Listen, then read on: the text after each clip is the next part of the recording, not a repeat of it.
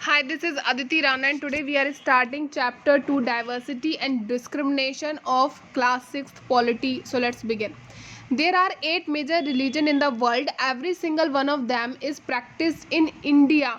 अगर हम बात करें पूरे वर्ल्ड की, पूरे विश्व की बात करें तो 8 मेजर धर्म है। 8 ऐसे धर्म हैं जो मेनली लोग फॉलो करते हैं। लेकिन आपको जान के बहुत हैरानी होगी कि अगर हम इंडिया की बात करें तो इंडिया में आपको ये 8 रिलीजन को फॉलो करने वाले बहुत सारे लोग मिल जाएंगे। Here we have more than 1600 language and more than 100 dance form. India में 1600 से ज़्यादा भाषाएं हैं जो लोग बोलते हैं और 100 से ज़्यादा डांस फॉर्म है जिन्हें लोग परफॉर्म करते हैं। तो इससे हमें पता पड़ता है कि इंडिया में कितनी विविधता है, कितनी डाइवर्सिटी है। नेक्स्ट इज प्रीजुडिश मीन्स टू जज अदर पीपल नेगेटिवली और सी देम एज इन्फीरियर, यानी कि जब हम किसी के बारे में पहले से कुछ नकारात्मक धारणा बना लेते हैं उसी को क्या कहा जाता है, पूर्वाग्रह कहा जाता है या प्रीजुडिश कहा जाता है। इसमें क्या होता है, मान लो मैं मिली नहीं हूँ गाँव के लोगों से, लेकिन मैंने मिलने से पहले ही एक नकारात्मक सोच बना ली, एक धारणा बना ली कि that people in village do not know how to use modern technology. गांव के लोगों को नहीं पता कि मॉडर्न टेक्नोलॉजी, स्मार्टफोन्स कैसे यूज़ करते हैं। तो किसी से के बारे में बिना जाने सोचे समझे हमने उसके बारे में एक नकारात्मक सोच बना ली, तो वो गलत है, राइट। अगर मैं ये सोचूं कि किसी को इंग्लिश नहीं आती तो वो अच्छी तरह से कम्युनिकेट नहीं कर सकता, किसी से बात नहीं कर सकता, तो ये भी क्या है, मैंने किसी के बारे में एक नकारात्मक धारणा बना ली है। People in city only care about money not about people. मैं शहर में रहती नहीं हूँ पर मैंने शहर के लोगों के बारे में क्या सोच रखा है कि जो बड़ी सिटीज़ में लोग रहते हैं उन्हें सिर्फ पैसे से मतलब है और इंसानियत से या किसी चीज़ से कोई मतलब नहीं है। तो ये भी क्या है, किसी को जज करना, नेगेटिवली तरीके से जज करना, उसको एक ओपिनियन बना लेना, एक गलत ओपिनियन अपने दिमाग में बना लेना, इसी को क्या कहते हैं, पूर्वाग्रह कहते हैं या इसे कहते हैं प्रीजुडिश। नेक्स्ट बात करेंगे इसकी डिसएडवांटेज क्या है।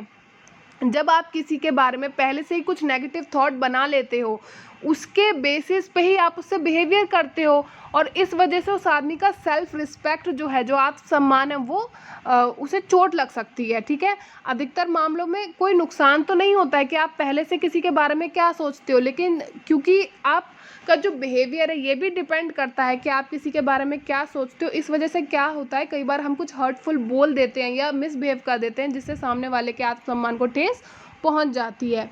Next, in this chapter there is a one word disabled. Disabled यानी कि एक विकलांग शब्द अब तक हम यूज़ करते थे, लेकिन अब इस टर्म को बदल दिया गया है। अब इसकी जगह पे कौन सा शब्द यूज़ किया जाएगा, चिल्ड्रन विद स्पेशल नीड्स, यानी कि विशेष आवश्यकता वाले बालक। Next, stereotypes.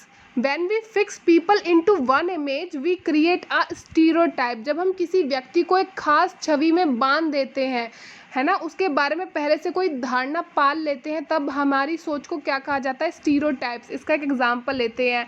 हम हमेशा ये धारणा बांध लेते हैं कि लड़कियों को हमेशा खाना बनाना चाहिए, घर के काम आने चाहिए, साफ़ सफाई करना आना चाहिए, क्योंकि उन्हें शादी करके दूसरे के घर में हमेशा खाना ही बनाना है, कपड़े धोने हैं, बर्तन साफ़ करने हैं, ठीक है। हम मान लेते हैं कि जो आइडियल लड़की है, जो आदर्श लड़की है, वो कैसी होनी चाहिए, उसकी आवाज़ होनी चाहिए धीमी और वो सबकी बात पे हमेशा एग्री करनी चाहिए, कभी भी उसे पलट के जवाब नहीं देना चाहिए। तो ये हमने क्या है, ये स्टीरियोटाइप्स है। हमने क्या किया, लड़कियों को एक छवि में बांध दिया कि तुम बस घर का काम करोगे और सबकी बात सुनोगे, ठीक है। सेकेंडली ओपिनियन है यहाँ पे कि स्टीरियोटाइप बॉयज़ को लेके, that boys don't cry because crying is a sign of weakness. एक आदर्श लड़के को कभी इमोशनल नहीं होना चाहिए, कभी रोना नहीं चाहिए, क्योंकि रोना तो कमज़ोरों की निशानी है, सिर्फ कमज़ोर लोग रोते हैं। और लड़कों को क्या करना है, बड़े होकर उन्हें पैसे कमाने हैं, घर परिवार का पालन पोषण करना है, इसलिए वो किसी भी हाल में कमज़ोर नहीं हो सकते।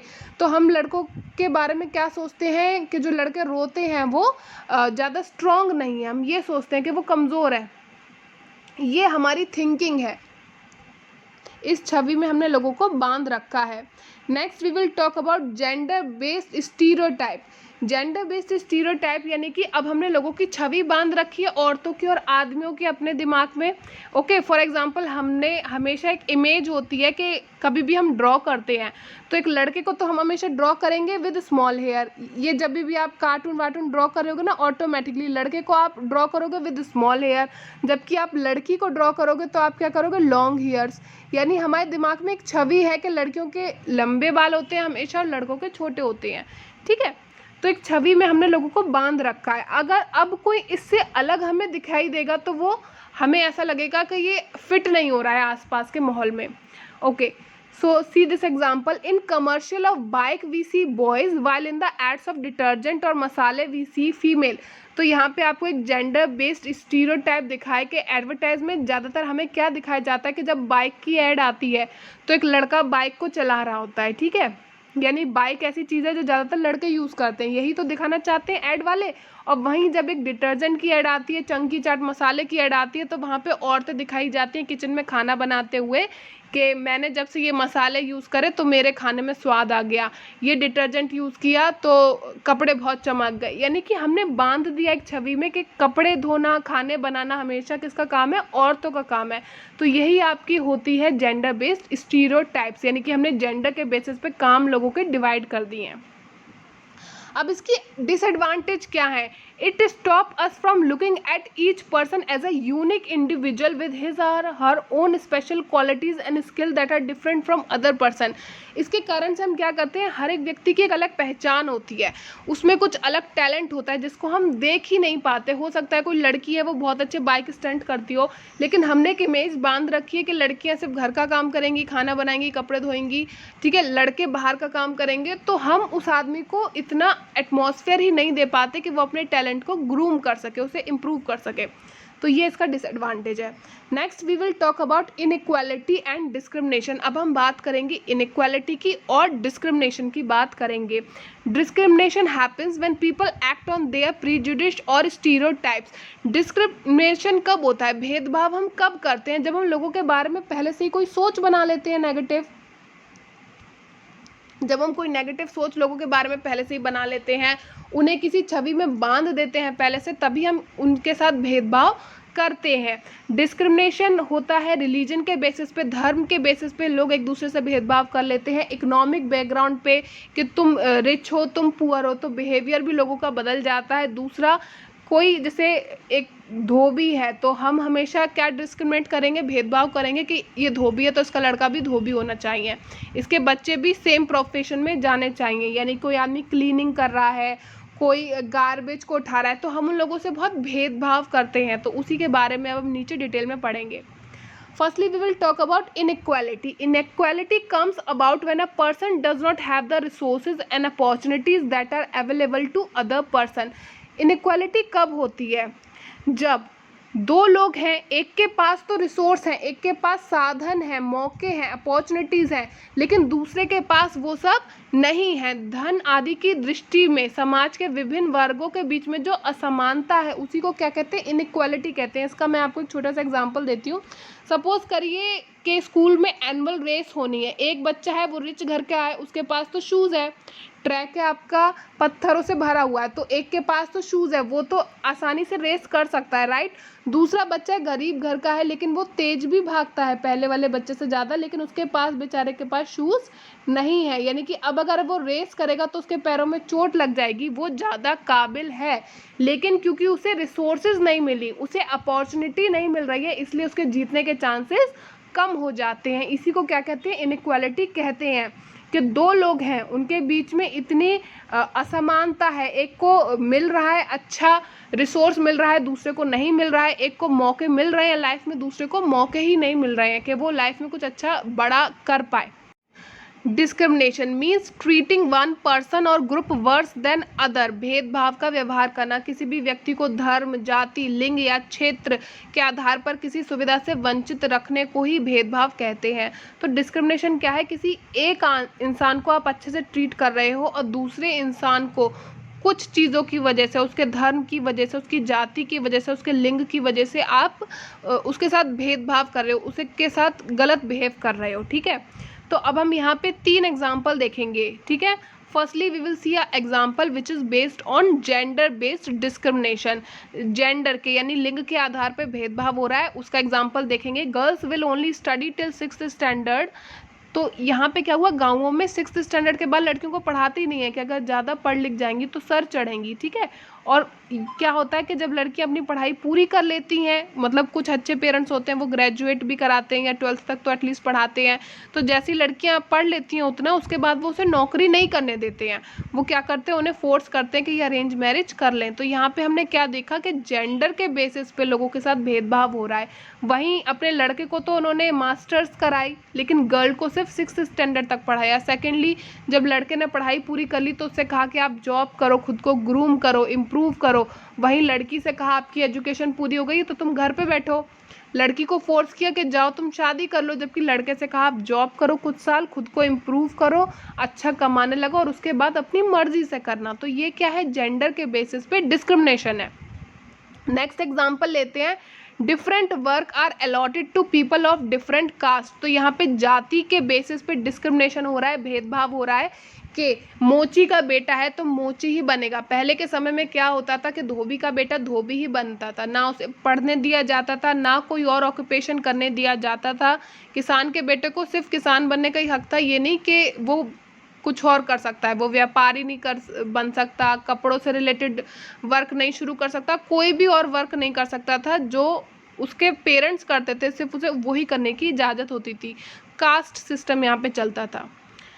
नेक्स्ट एक और एग्जाम्पल देखते हैं जो रिलीजन बेस्ड डिस्क्रिमिनेशन शो करता है, यानी कि धर्म के आधार पर भेदभाव को शो करता है। हमारा next example, you can not enter our temple because you do not belong to our religion. तो यहाँ पे क्या हुआ, किसी धर्म के लोगों ने कह दिया कि तुम हमारे मंदिर में नहीं घुस सकते क्योंकि तुम हमारे धर्म के नहीं हो, ठीक है। ऊंची जाति के जो लोग थे, जब वो कोई भी अनुष्ठान आयोजित करते थे, यानी कि कोई भी त्योहार बनाते थे या कोई भी फंक्शन होता था घर का, बच्चे का मुंडन है, बर्थडे है, कुछ भी है, तो इसमें क्या होता था, जो ऊंची जाति के लोग हुआ करते थे पुराने समय में, ब्राह्मण होते थे, ठाकुर होते थे, वो नीची जाति के लोगों को आना मना होता था, सख्त मना होता था ऐसे फंक्शंस में। Next, as you can see this diagram, जैसा कि आपको ये डायग्राम दिखाई दे रहा होगा, this is called ladder system. इसे लैडर सिस्टम कहा जाता है, ठीक है। तो अब इसे समझते हैं, ये है लैडर सिस्टम। लैडर का मतलब क्या होता है, लैडर मतलब सीढ़ी, सीढ़ी जो ऊपर की तरफ जा रही है। क्योंकि पहले के टाइम में जो अपर कास्ट होती थी, ऊंची जाति होती थी, उसे सर्वश्रेष्ठ माना जाता था, इसलिए जो लैडर का टॉप का हिस्सा है, यानी कि जो ऊपर का हिस्सा है ना लैडर का, वहाँ पे आपको ये माना जाता थी लैडर सिस्टम में कि यहाँ आपके ऊंची जाति के लोग हैं, ठीक है। सोसाइटी में ऊंची जाति के लोगों से हर जगह अच्छे से बिहेव किया जाता था, तो वो लैडर के ऊपर यानी टॉप पर थे। वहीं अगर हम बात करें बॉटम यानी कि जो नीचे का हिस्सा है, वहाँ पे कौन थे, आपके दलित थे, अनटचेबल थे, नीची जाति के लोग थे जिन्हें अछूत माना जाता था। अगर ऊंची जाति के लोग उन्हें छू भी लेते थे गलती से तो वो दोबारा से नहाते थे और पूजा करते थे ताकि वो शुद्ध हो जाए। तो ये था आपका लैडर सिस्टम। नेक्स्ट, दलित। दलित वर्ड मीन्स ब्रोकन, एक शब्द है दलित, इसका मीनिंग होता है ब्रोकन यानी कि टूटा हुआ। Dalit is a term that was used for lower caste people and they were considered as untouchable. Dalit शब्द जो है ना, ये लोअर कास्ट यानी नीची कास्ट के लोगों के लिए यूज़ किया जाता था पहले के समय में, और इन्हें अनटचेबल माना जाता था, अछूत माना जाता था। गांधी जी ने इन लोगों के लिए हरिजन शब्द का इस्तेमाल किया था। The government refers to these group of people as scheduled caste, SC। आज के समय में जो गवर्नमेंट होती है, जो आप फॉर्म फिल करते हो, डॉक्यूमेंट्स फिल करते हो, वहाँ पे इन पीपल्स के लिए क्या लिखा जाता है, SC वर्ड मेंशन किया जाता है, यानी कि scheduled cast.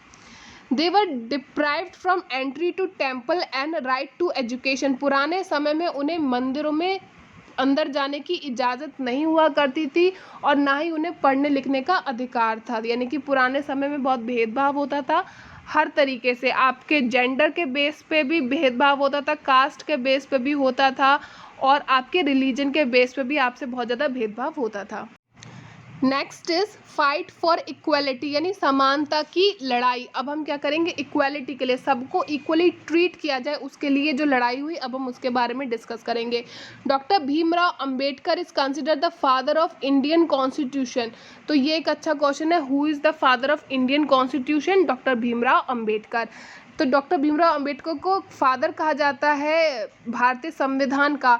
He fought for the rights of the Dalit community, क्योंकि इन्होंने लड़ाई करी थी, कई वर्षों तक लड़ाई करी थी, ताकि जो दलित लोग हैं, जो दलित कम्युनिटी है, उनके हक उन्हें दिए जाएं। Because he experience caste based discrimination in his childhood, क्योंकि अपने बचपन में खुद उन्होंने कास्ट यानी कि जाति के बेसिस पे बहुत ज़्यादा भेदभाव सहा था।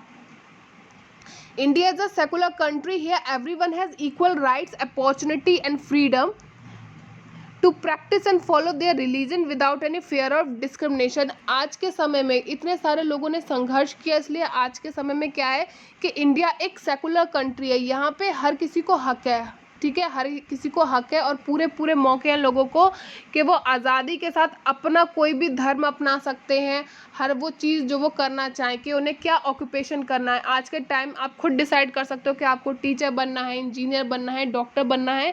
आपके ऊपर कोई अपनी मर्जी थोपता नहीं है कि तुम्हारे पापा डॉक्टर थे तो तुम्हें डॉक्टर ही बनना है, तुम कुछ और नहीं बन सकते, ऐसा हमारे साथ कुछ कंपलसरी नहीं है, ठीक है।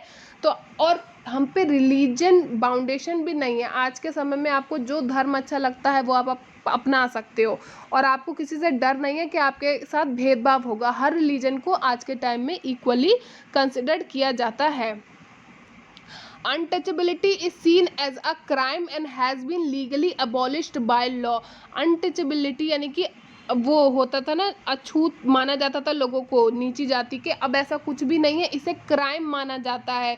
इसे माना जाता है कि आप गलत कर रहे हो, आप जो कर रहे हो वो लीगली रॉन्ग है, अगर आप किसी के साथ इस तरीके का भेदभाव कर रहे हो, और आपको पनिशमेंट भी मिलेगी। अगर कोई आपके अगेंस्ट कंप्लेन करता है कि आपने उसके साथ इस तरीके का बिहेव किया, then you will be punished. संविधान में भारत को एक धर्मनिरपेक्ष देश बनाया गया, जिसका मतलब है कि भारत में कोई आधिकारिक धर्म नहीं है। कानून की दृष्टि में सभी धर्म एक समान है, कोई व्यक्ति धर्म या जाति के आधार पर किसी अन्य व्यक्ति के साथ भेदभाव यहाँ पे नहीं कर सकता। So that was all about chapter 2। Thanks for